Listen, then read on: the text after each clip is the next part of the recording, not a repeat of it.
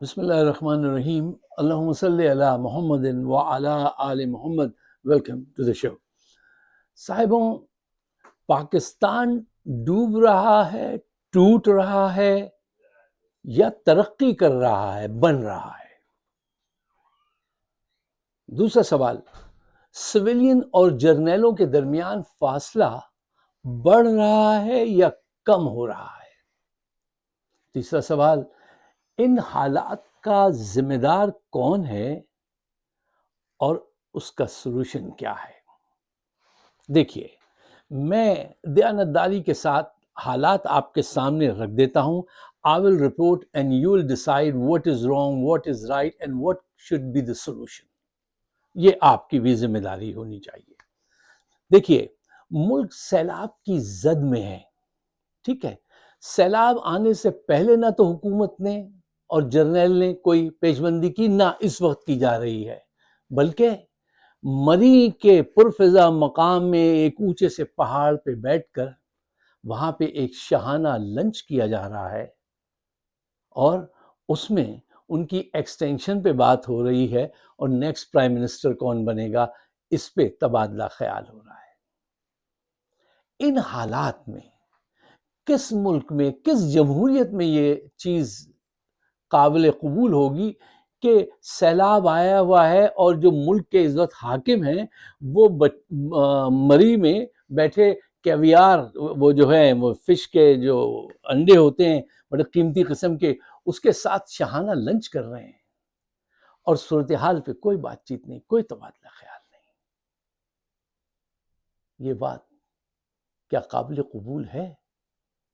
نہیں، یہ قابل قبول نہیں ہونی چاہیے. اچھا، اس میٹنگ میں عاصم منیر صاحب سے کہا گیا کہ عمران کو راہ سے ہٹاؤ، ایکسٹینشن لینی ہے تو عمران کو راہ سے ہٹاؤ.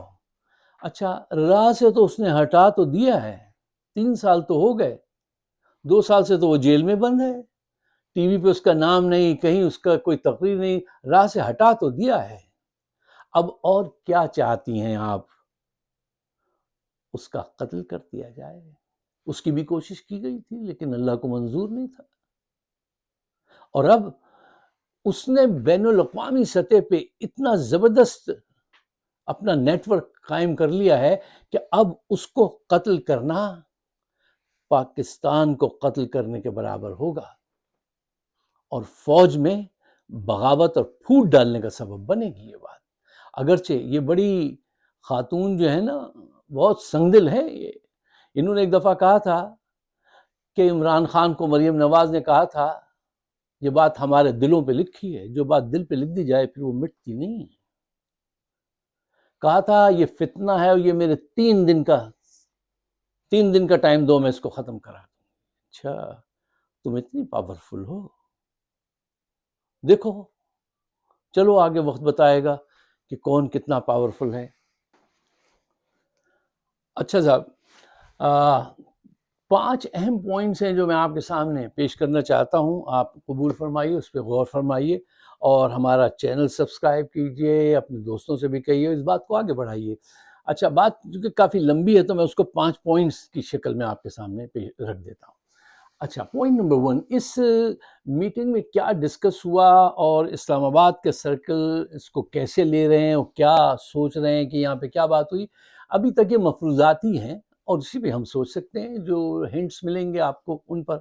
اچھا، پوائنٹ نمبر 1، دیکھیے، نون لیگ کسی بھی صورت میں محسن نقوی کو وزیر اعظم نہیں بننا دینا چاہتے ہیں. اس کی وجہ کیا ہے؟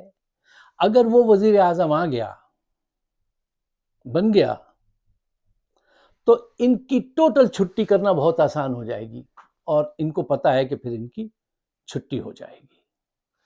اور جو اندرون دل، اندرون شہر جیسے ہم کہتے ہیں نا، وہ بھی یہی چاہتے ہیں، عاصم منیر بھی، کہ میں نے بہت بدنامی سہلی ان کا نام آگے لگا کر، اب ان سے اس طرح ان کا دامن چھوڑا جیسے کہ دامن چھوٹ گیا.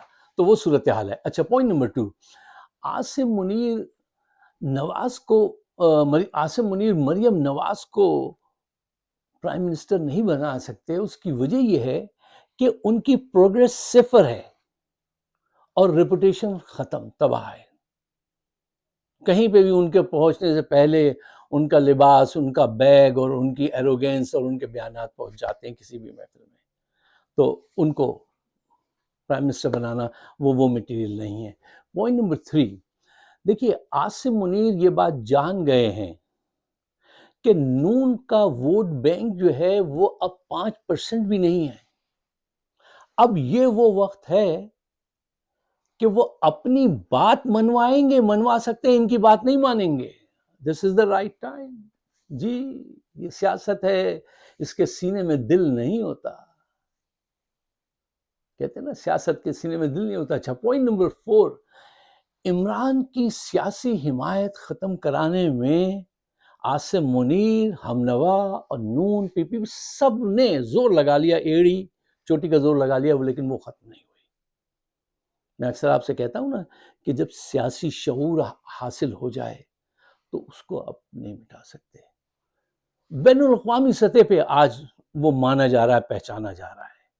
اس کو آپ اس کی سیاسی، جب تک اس کی سیاسی سپورٹ نہیں کٹ کریں گے وہ زندہ رہے گا، چاہے جیل کے اندر ہو یا باہر ہو. اچھا پوائنٹ نمبر 5، دیکھیے فوج کے اندر بہت شدید بے چینی ہے اور وہ کسی بھی وقت بھگ کر کے ان کو اڑا سکتے ہیں. کیوں؟ اب اندر بیٹھے ہوئے لوگ جو ہیں ان کے پیش نظر 2 چیزیں ہیں.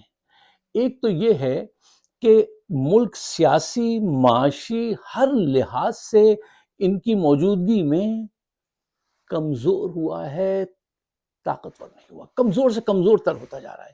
ایک ان کے دلوں میں بھی یہ بات، ساری رپورٹس ہم سے زیادہ رپورٹس ان کے پاس ہوتی ہیں جو آپ کے کور کمانڈرز ہیں. ایک بات.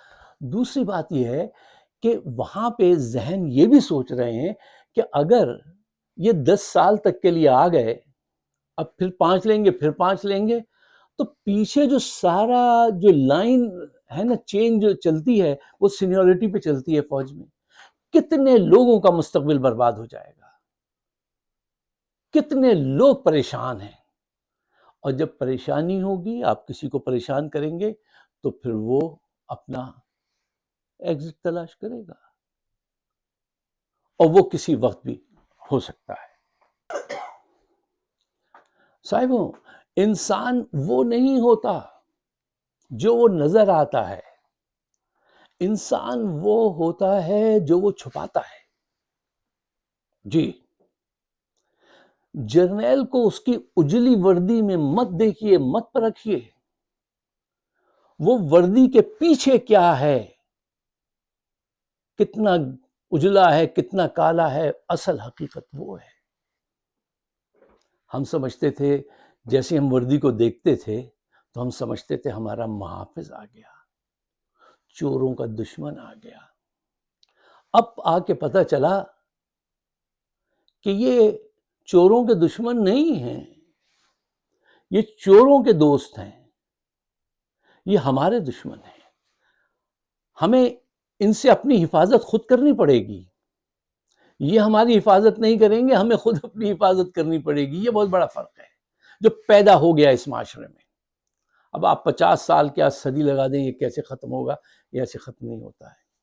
اس کے لیے باقاعدہ مثالیں قائم کرنی پڑتی ہیں. لوگ دیکھیے، حقیقت پسندی سے بات کیجئے، ڈیٹا لائیے سامنے.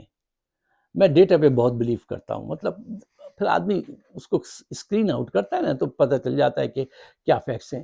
گزشتہ 78 سالوں سے جرنیلوں اور کرپٹ نون اور پی پی پی انہوں نے ملک کو ہائی جیک کر رکھا ہے. 3 سال صرف ملے عمران خان کو، 3 سال، اور اس میں بھی کرونا آ گیا، فلاں فلاں. اس کے باوجود جی ڈی پی 6.2% پہ، پیٹرول کی قیمتیں، چینی کی قیمتیں، ہر چیز آج کے دور سے بہتر. یہ خود اپنے آپ سے پوچھ لیجئے، ٹھیک ہے نا. انہوں نے جب سے اس کو ہائی جیک کیا ہے، ویسے تو میں کہہ رہا ہوں 78 سال سے ان 2 گروپس نے ہی ہائی جیک کیا ہوا ہے، جرنیلوں نے، نون اور پی پی پی نے. اور اب اس وقت یہ دونوں مل کر انہوں نے پاکستان کو ہائی جیک کر رکھا ہے. اچھا، جب میں یہ کہتا ہوں کہ انہوں نے ہائی جیک کر لیا ہے تو میں آپ کو 2-3 مثالیں دیتا ہوں تاکہ ہم جلدی سے بات کو ریپ اپ کریں. دیکھیے ہائی جیکر جو ہے وہ خوف کے ذریعے رول کرتا ہے. جمہوری لیڈر عوام کے ووٹ کے ذریعے، بھروسے کے ذریعے آگے بڑھتا ہے، اس کے چلتا ہے، چاہے وہ جیل کے اندر رہے یا باہر رہے. ہائی جیکرز جو ہے نا وہ خوف کے ذریعے غلام پیدا کرتے ہیں، بیعت حاصل کرتے ہیں، ووٹ نہیں لیتے، بیعت لیتے ہیں. ان کے پاس اور کوئی طریقہ نہیں ہوتا ہے، لوگ ووٹ تو ان کو دیتے نہیں تو وہ بیعت لیتے ہیں. اور یہی آج عاصم منیر عمران خان اور پاکستانی عوام سے چاہتے ہیں کہ میرے ہاتھ پہ بیعت کر لو. یہی یزید چاہتا تھا. اور جب بیعت نہ ہو تو اسلام زندہ ہوتا ہے ہر کربلا کے بعد. اچھا، پوائنٹ نمبر 3، آخری پوائنٹ دیکھیے. یہ ہائی جیکرز جو ہیں یہ کیا کرتے ہیں؟ یہ ظلم کی تاریخ رقم کرتے ہیں، یہ انسٹیٹیوشنز کو تباہ کرتے ہیں. اس میں انوالومنٹ کے ذریعے، جیسے آپ کے وہاں ہو رہا ہے، دیکھ لیجئے، عدلیہ کو تباہ کر دیا، آئین کو برباد کر دیا، پارلیمنٹ کو خرید لیا، میڈیا کے منہ پہ ٹیپ لگا دی. یہ انسٹیٹیوشن کو تباہ کرتے ہیں ہائی جیکرز، اور اپنی بات اس طرح سے منواتے ہیں. جبکہ جمہوری لیڈر جو ہوتا ہے وہ انسٹیٹیوشن قائم کرتا ہے، عوام کی فلاح و بہبود کا سوچتا ہے، وہ خوف کے ذریعے حکومت نہیں کرنا چاہتا. مثال عمران خان آپ کے پاس ہے، اس کا ڈیٹا جمع کیجئے. وہ ہاسپٹل بناتا ہے، وہ یونیورسٹی بناتا ہے، وہ جمہوری اداروں کے فروغ کے لیے کام کرتا ہے. اچھا صاحب، اس سے پہلے کہ بات آگے بڑھ جائے، اس کو کلوز کرتے ہیں. دیکھیے، اب یہ فیصلہ عوام کو کرنا ہے کہ آپ خوف کے ساتھ، جرنیلوں کے ساتھ، کرپٹ نون پی پی پی کے ساتھ زندہ رہنا چاہتے ہیں، یا آپ آزاد زندگی گزارنا چاہتے ہیں ایک جمہوری لیڈر کے ساتھ، معاشی ترقی کرتے ہوئے آگے بڑھنا چاہتے ہیں. یہ فیصلہ آپ کو کرنا ہے، آپ کو ہی کرنا چاہیے، اور اس کے لیے آپ کو قربانی دینی پڑتی ہے. بغیر قربانی کے کچھ حاصل نہیں ہوتا. there's no free lunch. دنیا میں کہیں ایسا نہیں ہے. ہاں، عاصم منیر صاحب کو، ان کے جو ہمنوا ہیں، ان سے میری گزارش ہے، جا کے سمجھائیے، بتائیے، بھائی ان خوابی دنیا سے باہر آ جاؤ. یہ اینشنٹ میڈیول ایرا نہیں ہے. نہ تم جولیس سیزر ہو، نہ مریم کلوپترا بن سکتی ہیں. یہ وہ دور نہیں ہے بھائی. یہ وہ دور بھی نہیں ہے جو 1920 سے آپ کاؤنٹ کرتے ہیں 1970 تک ڈکٹیٹرز کا جو دور تھا. اگر آپ اس دور میں حکمران بن جاتے تو آپ لمبا عرصہ کھینچ سکتے تھے. لیکن حقیقت یہ ہے، نپولین مر گیا، ہٹلر خودکشی کر گیا، اسٹالن برباد ہو گیا، ایوب خان بھی مر گئے. اب آپ آنکھیں کھولیے، آپ زندہ ہیں. اور یہ 2025 ہے، اس کو دور عمران کہتے ہیں. اب آپ پاکستان پہ اتنا کرم تو کیجئے، جس دھرتی پہ آپ پیدا ہوئے ہیں، جس کا اتنا کمایا ہے. یار کتنا تمہارے پاس رہنے کو گھر ہے، کھانے کو پیسے ہیں، بینک میں کچھ پیسے ہیں، سب کچھ ہے نا. اللہ نے سب کچھ دے دیا نا. اب اس کو آگے بڑھنے دو. اس کو کیوں روکا ہوا ہے؟ کرپٹ لوگوں کے ساتھ تم زندگی بھر بھی کوشش کرو گے، آگے نہیں بڑھ سکتے. دلدلوں پہ پاؤں رکھنا، ہاں، اور پھر اپنے گھر تلاش کرنا، یہ ممکن نہیں ہے. اگر آپ میری باتوں سے اتفاق کرتے ہیں تو براہ مہربانی اس کو شیئر کیجیے گا، مجھے اپنے خیالات سے نوازیے گا. آپ سب کا بہت بہت شکریہ.